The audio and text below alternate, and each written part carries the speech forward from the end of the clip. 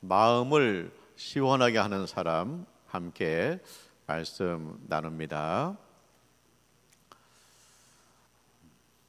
무더위가 계속되고 있죠. 밖에서 일하면 땀이 비오듯해요. 이런 때 얼음 냉수 한 컵 마시면 온몸이 시원해집니다. 우리가 살다 보면은 이렇게 얼음 냉수와 같은 사람을 만날 수 있습니다. 우리의 마음을 시원하게 하는 사람을 만날 수 있습니다. 하나님의 마음을 시원하게 하는 사람을 만날 수 있습니다. 그런데 내가 그 주인공이 되어야 됩니다. 내가 얼음 냉수와 같은 사람이 되어야 됩니다. 내가 사람들의 마음을 시원하게 해야 됩니다. 내가 하나님의 마음을 시원하게 하는 신앙생활이 되어야 합니다. 이한영 교수님 간증입니다. 신학교 교수님이세요. 아버지가 브라질 선교사였어요. 그래서 초등학교 때 브라질에 갔습니다. 이제 시골에서 목회했죠. 그런데 아들은 가르쳐야겠다.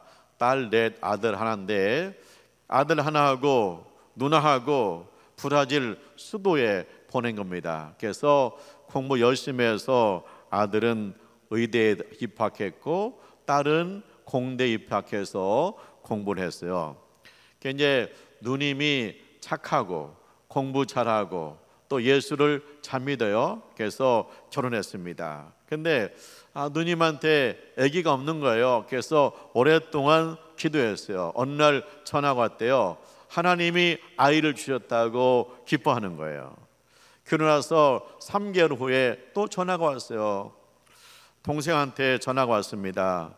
내가 너무나 아파. 그래서 도끼로 내 뼈를 찍는 것 같이 아파. 그러는 거예요. 그래서 빨리 병원을 가봐라. 그래서 병원에 갔어요. 근데 이제 병원에서 크게 아이를 가져서 아픈 것 같다. 아이를 가지면 통증이 있다. 그러는 거예요. 그래서 이제 그냥 이제 지난 거죠. 그래서 이제 아버지는 이제 브라질에서 미국으로 옮겨왔어요. 그래서 미국에서 개척교회 해요. 그리고 이분도 이제 의사가 돼가지고 뉴욕에 있는 병원에서 근무하는 거예요. 누님이 아프다 보니까 미국에 오세요. 미국의 병원에 가봅시다. 그래서 미국의 병원에 갔어요. 그런데 의사들이 깜짝 놀래요. 어떻게 지금까지 버텼느냐. 보니까 암이 온몸에 퍼진 거예요. 근데 약을 안 먹었어요. 왜냐? 아이를 가졌는데 약을 먹으면 아이한테 이상을 생길까 봐서 약을 안 먹고 버틴 거예요.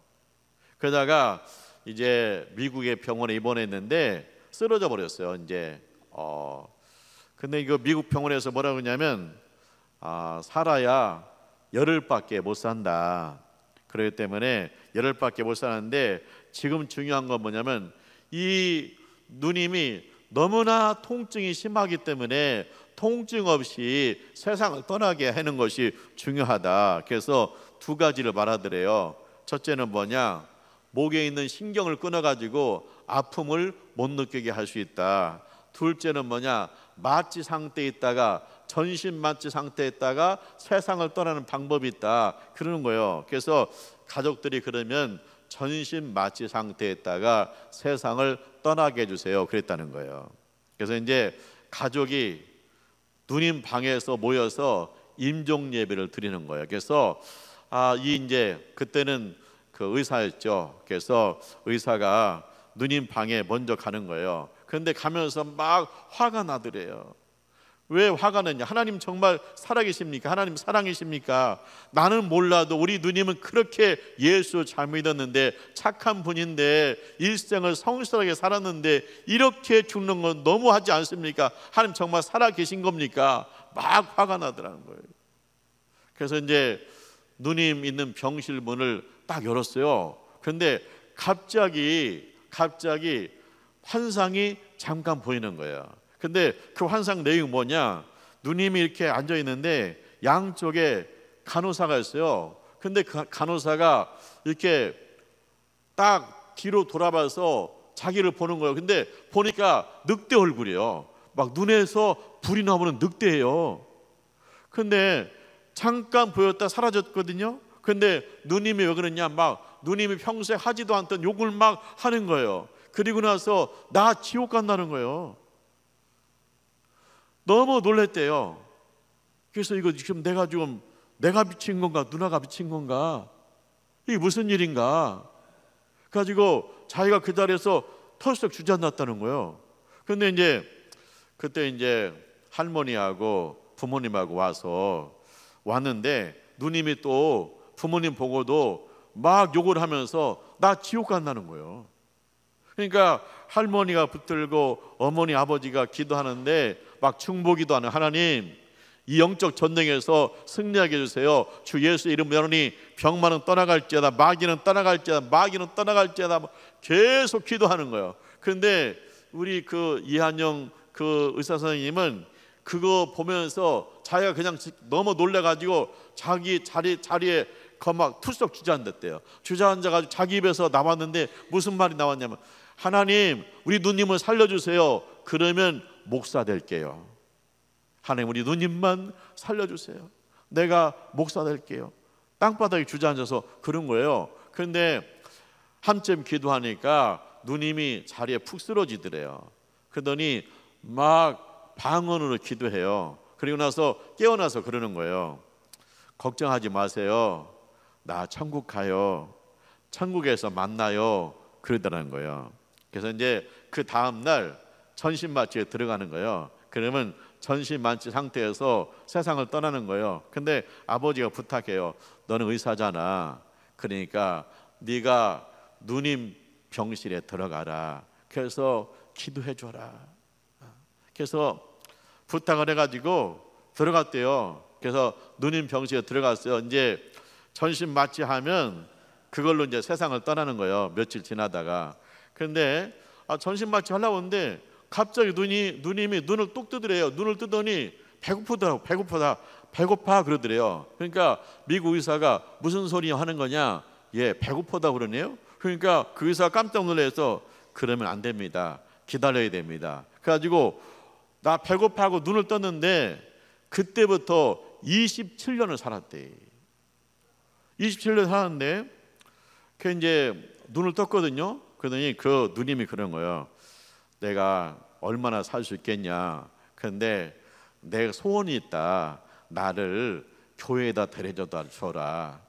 내가 마지막으로 교회 가서 기도하고 싶다.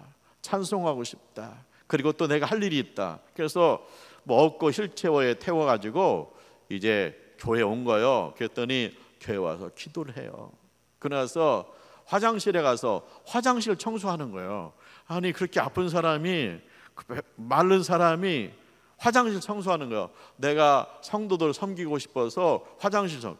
근데 그 누님이 완벽주의라 얼마나 화장실을 깨끗하게 청소하는지 모르겠더래요.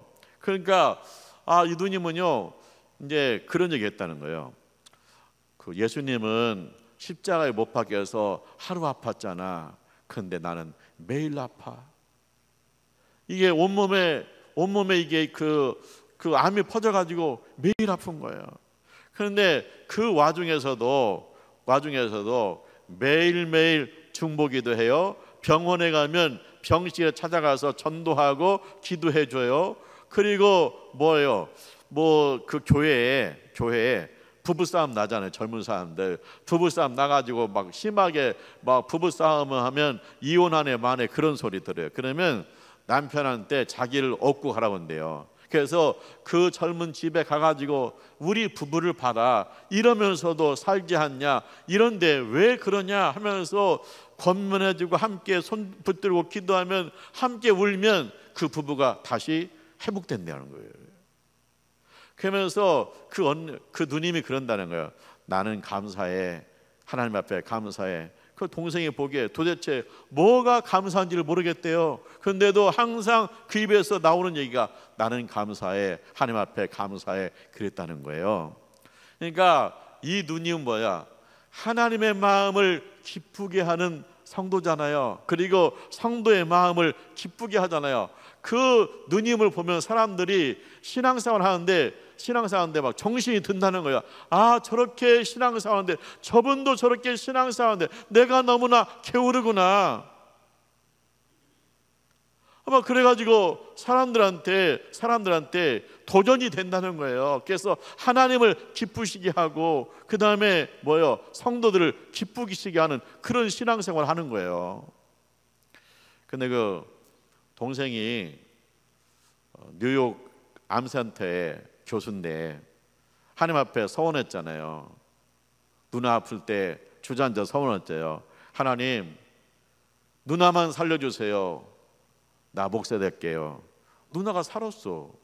그래서 이제 약속을 지켜야지 해가지고 신학교를 간 거예요. 근데 신학교를 갔는데 성경을 배우는데 믿어지지 않는 거예요. 이게 선교사님 아들이었지만 일찍부터 밖에 나가서 공부를 했기 때문에 이게 믿음이 부족한 거에 대해서 막 성경을 보니까 너무나 과장돼.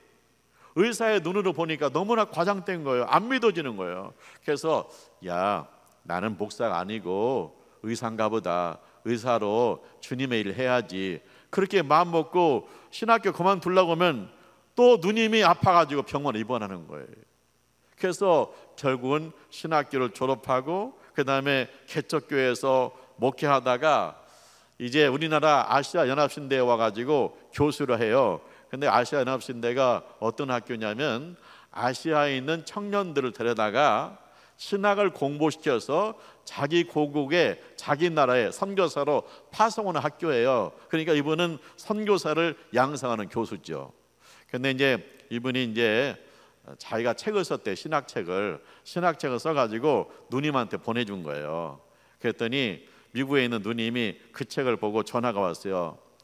아, 책 잘 읽었다. 근데 거기 앞에다 뭐랬냐면 명자 누나에게 바칩니다. 그렇게 해가지고 책을 썼거든요. 그래서 내가 그 책을 다 읽어봤는데 내가 신학자가 아니라 다 이해할 수는 없었다. 그런데 내가 이 책을 보면서 생각했다. 이제는 내가 천국 가도 되겠구나.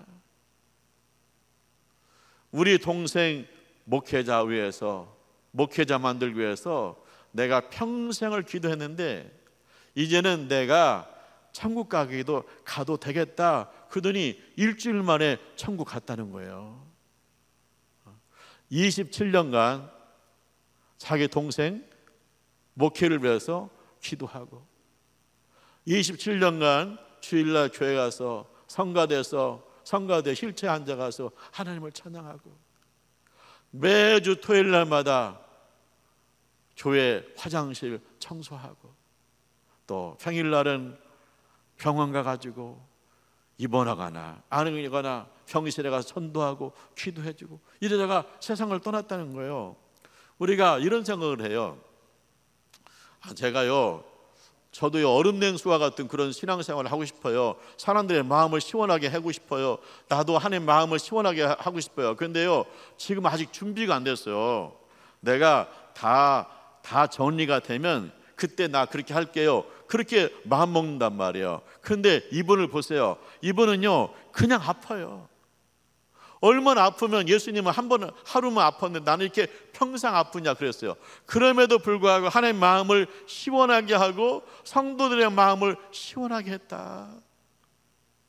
우리가 이 간증을 들으면서 도전받는 거야. 그건 뭐냐? 내가 완전히 준비되었을 때 그게 아니라 오늘 내가 사람들의 마음을 시원할 수 있겠다면 할 수 있는 일이 있다면 여기 충성해야 된다. 그래서 얼음 냉수와 같은 신앙생활 하시기를 주님의 이름으로 축원합니다.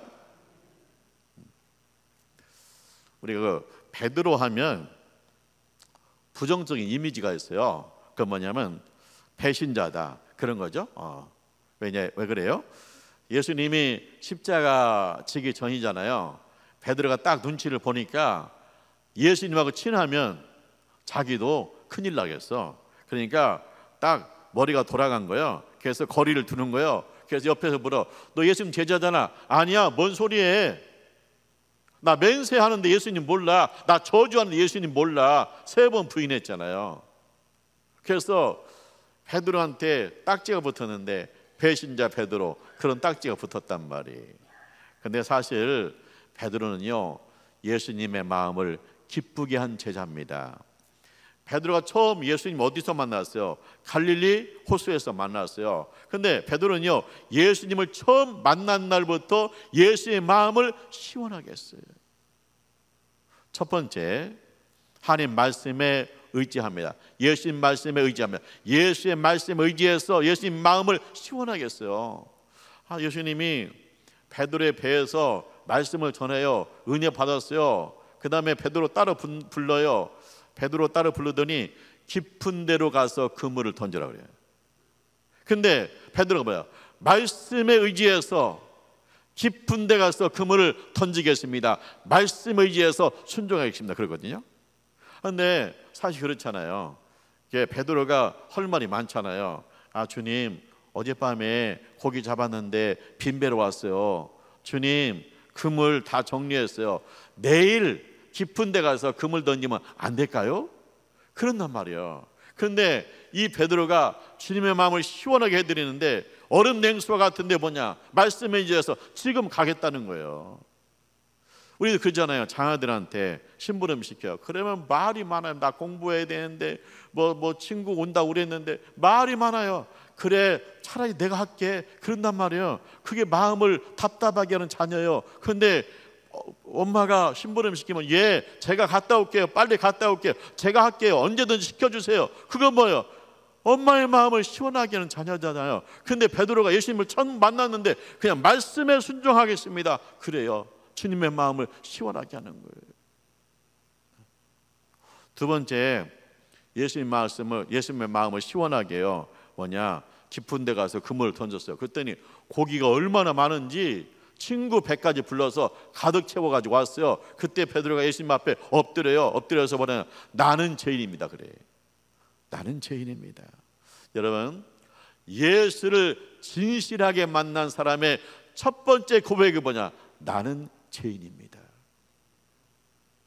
내가 베드로가요, 평소에 자기는 괜찮은 사람을 생각해. 내가 뭐 사람을 죽였냐? 내가 도둑질을 했냐? 나 성실하게 살았어. 내가 뭔 죄인이냐? 예수 만나니까 저는 죄인입니다. 하나님 없이 살았습니다.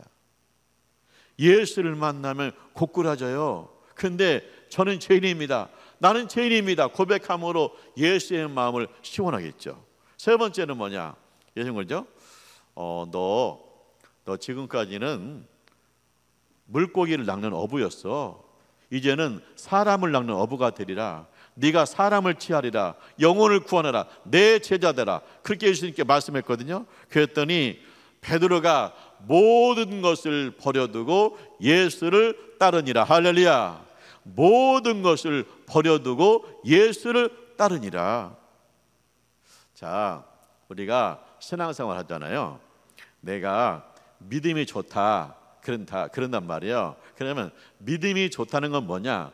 내가 예수님 때문에 무엇을 버렸는지를 보면 믿음이 약한지 믿음이 좋은지를 알 수 있는 거예요.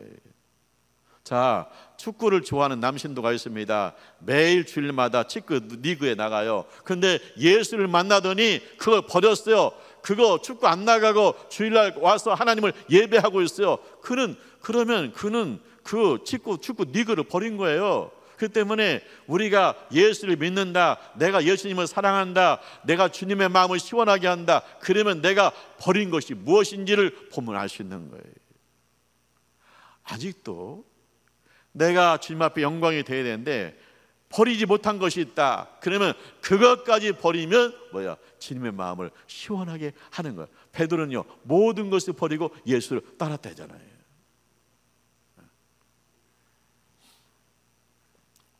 예수님이 그 이방 지역에 가세요. 이방 지역에 가는데 가나안 여인이 하나 왔어요. 오더니 막 소리 질러요. 나를 불쌍히 여기소서. 내 딸이 흉악한 귀신 들렸나이다. 나를 불쌍히 여기소서. 내 딸이 흉악한 귀신 들렸습니다. 이게 딸이 흉악한 귀신 들려가지고 흉악한 일을 벌이고 있어요. 흉악하게 살아요. 그 엄마의 마음이 얼마나 힘들겠어요. 그래서 나를 불쌍히 여겨달라는 거예요. 근데 예수님이 그 말 듣고요, 그냥 들은 채도 안 해요. 들은 채도 않고 가요. 평소 예수님 모습이 아니에요. 불쌍한 사람 보면은 주님이 그냥 지나가지를 못해요. 그런데 그냥 가. 그러니까 하다못해 이제 제자들이 나서가지고, 예수님, 저 여자 불쌍해요. 저렇게 소리 지르는데 주님 치료해서 보내주시죠. 그랬더니 예수님 뜻밖의 얘기를 해요. 나는 유대인을 구원하러 왔다, 이방인은 아니야. 그런 거요. 평소 예수님 그런 모습이 아니었거든요. 예수님 만민을 구원하러 오신 구세주거든요. 근데 어느새 이제 그 여자 엄마가, 흉악한 귀신 들린 딸 엄마가 왔어요. 엄마가 와서 예수 앞에 막 절하면서 사장해요. 주여, 나를 도와주세요. 나를 도와주세요. 그랬더니 예수님이 충격적인 얘기를 해요.